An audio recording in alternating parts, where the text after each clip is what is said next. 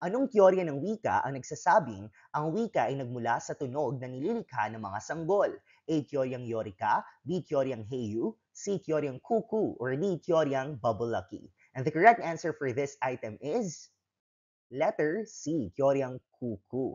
Again, teoryang kuku po ang teorya na nagsasabing ang wika ay nagmula sa mga tunog na nabubuon or nalilikha ng mga sanggol. Pwede natin itong i-relate sa cooing at bubbling ng mga sanggol. Di ba? Kung ano po yung nabubuo nilang mga tunog, yun po nagbula raw po ang wika natin. Teoryang yorika naman po, ibig sabihin sadyang inimbento ang wika or pinagkasunduan.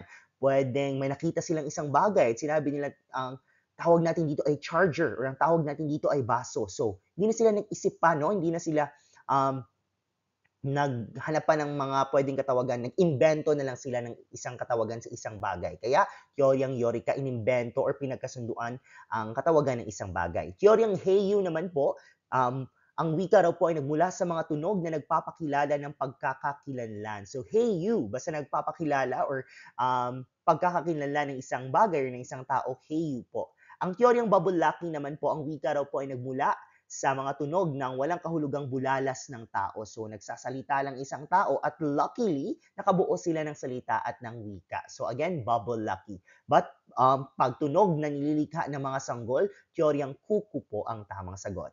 And now, it's your turn to answer.